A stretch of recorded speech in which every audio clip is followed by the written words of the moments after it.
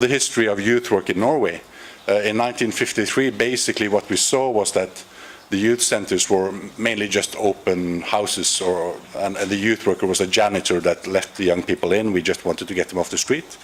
But now the youth workers are actively engaged in facilitating learning experiences for young people. We call it a place to be and a place to learn. And there's not a very clear profile of the youth centers. I don't think there's a clear profile of any youth centers. They place themselves somewhere in between informal and non-formal learning. And there's still an opportunity for young people just to be at the youth center without having to go into learning activities. And we also have centers that focus very strongly on social work, especially maybe in the big cities. Where we have areas with different kind of very targeted problems. We have areas with drug and alcohol-related problems. We have areas with a very high density of immigration that needs another approach. And we have places that say that we don't do social work at all, we only do cultural work. So there's a huge variety, and I think there are 722 ways to organize this in Norway. So I already talked a little bit about who uses them. I'll skip through this quite fast. The main users are between 11, 14, 15 and 16. The main users are 14 to 16. Those are the people attending youth centers the most. In Norway, we define youth from 13 to 18. Now, I know that many others will say youth is up to 26, but in Norway, it follows the legal age of 18. When we started youth work in Norway, one of the ideas was that my organization, the Norwegian Association of Youth Centers, were supposed to be the voice of unorganized youth. So it's always been talking about the unorganized youth that doesn't do much. The reality is that the people used in the youth centers are not unorganized. They are active in many other arenas. They are most of them are active in more than one other organization, or in sports, or in hobby activities. So, if we look at the profile of the young people that actually use the youth centers, we see that everybody uses the youth centers. All measures of life use the youth centers, but there is an overrepresentation of kids at risk, or children at risk. Slight overrepresentation. And what do we mean with that? It's not the best word in the world. With that, we mean that the social indicators that we can read from the statistics, how many books do their parents have at home? Do they own a car? Do they go on vacations? Do the children have their own bedrooms, or are they all bundled together?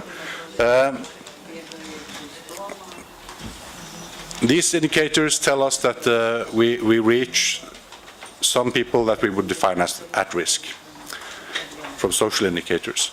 Again, we reach slightly more boys than girls, which is a good thing in many ways. And we also reach immigrant boys, which is not the easiest group to reach in Norway.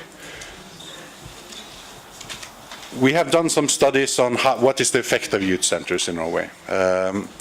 And one of the study we did from 2006 to 2009, it was a 3-year study, where we saw, and basically what we did was, we looked at not only if the youth centers could help to improve on alcohol use, especially, alcohol and cannabis, which is the two main problems in Norway.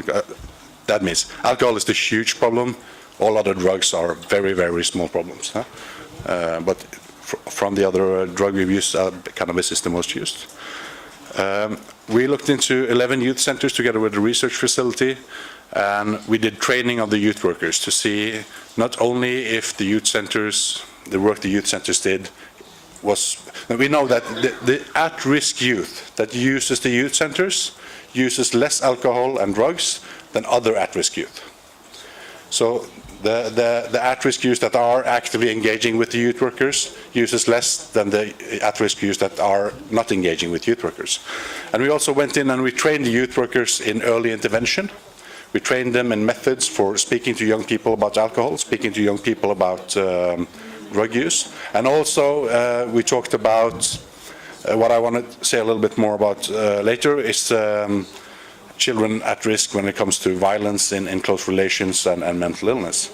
And we saw that when we raise the level of knowledge the youth worker has, the impact also raises. So when we train the youth workers, there's a direct impact on how the young people use drugs and alcohol. And now, every time you put young people in a room together, basically you will have a chance that there will be a rise in alcohol consumption, so it's really good result just to show that it can reduce alcohol consumption. What we also saw was there is a high level of trust between the youth worker and the youth. When the kids who use the youth centers more than 3 times a month are asked who would you speak to if you had any problems, everybody would say their friends on top, of course. Their peers would always be on top. Then they would say their mother, and then they would say their father, and then they would say the youth worker. And some of the other, like what we would consider significant others in the young people's life, trainers or teachers, they come quite far way down the list. And this has to do with the method you used. You used a very open method, you used a very non-formal method. And I think the methodology that lies in the youth work is inviting young people into a trustful relationship. And I see this as a huge opportunity for preventive work. When you have a very trustworthy relationship, you also have a huge impact. We also see that school dropouts stay in the youth centers of a period after they drop out of school. And this is also interesting. It's not a long period, it's 3 or 4 months. But when they have dropped out of school, they still stay in the youth centers for a while. Then they drop out of basically the rest of society also, and they get very isolated. So there's a window of opportunity where we can catch young people before they drop completely out of society. And together also with some English researchers, we have been looking at a little bit more meta studies, and it has to do with that the development of emotional and social skills have more impact on a long term than targeting the at-risk behavior itself, the symptoms. So working with young people, giving them a feeling of empowerment, giving them hope for the future, this is the things that have the best effect on a child's health in the long run.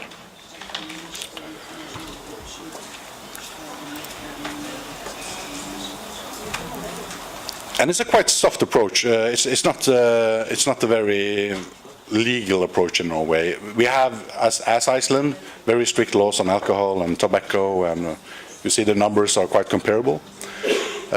We have no national strategy or policy on youth work or on youth centers.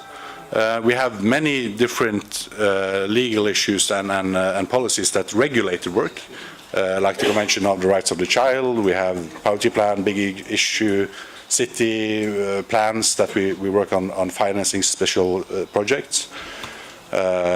We have, according to paragraph 12 in the Convention on the Rights of the Children, a lot of participation is a really important part. So there's very few vertical structures that support the youth work on a local level. So most municipalities develop their open youth work locally.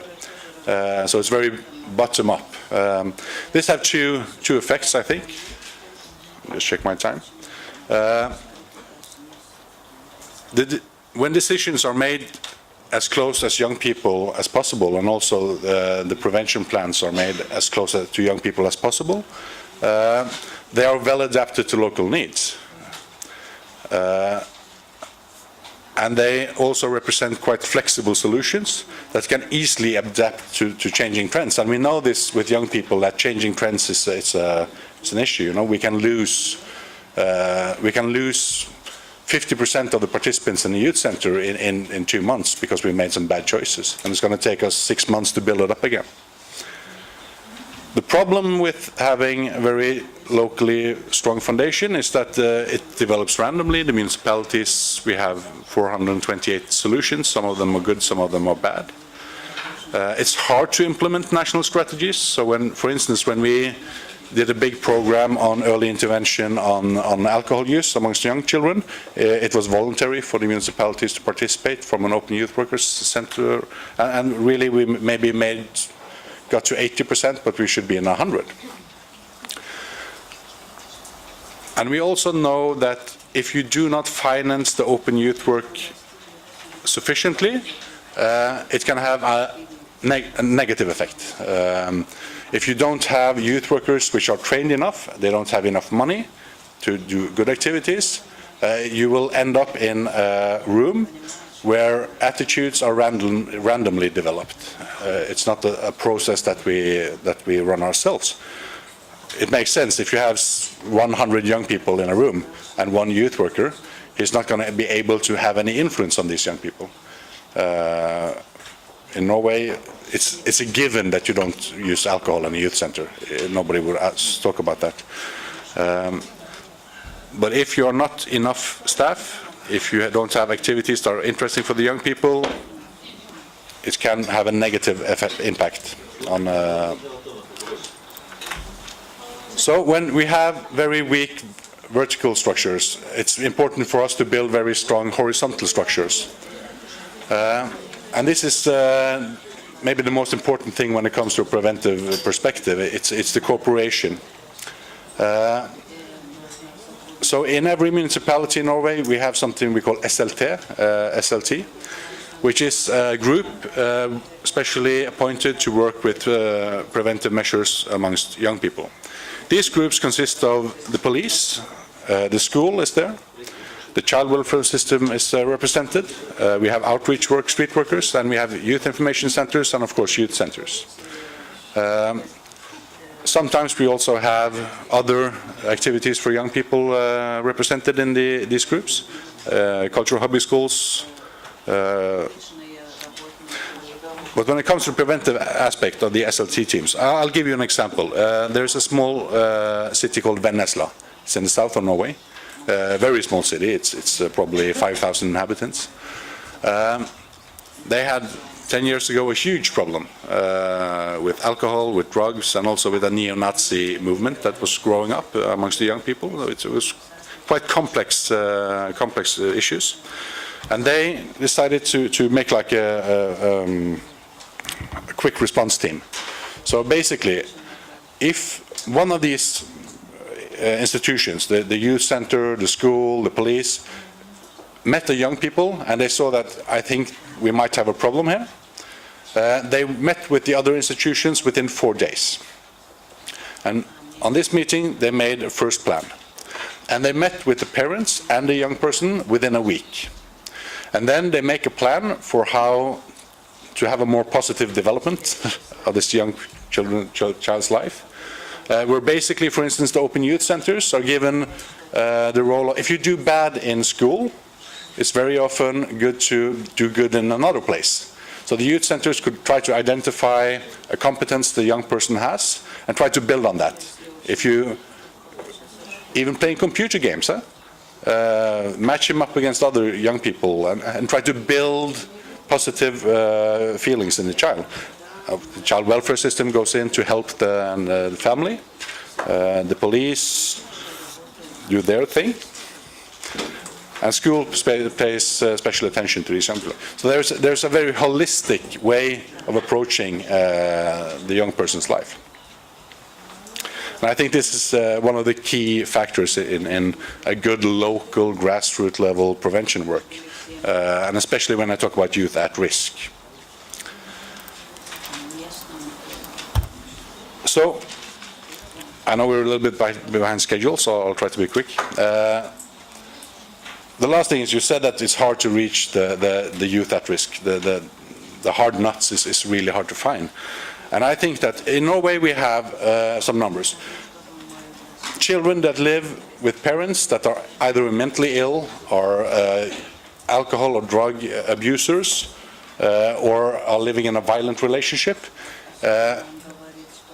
that is so severe that it's a real problem is about 10 to 12%. That means 1 in 10 kids. That's a lot. The children who are raised in these families, about 60% do fine, without any help from the rest of the society. About 40% develop atypical behaviors or symptomatic behaviors that we would like to target. What happens in the brain of a child who lives in these conditions are basically, the brain is going a huge rebuild in the age 12 to maybe 21.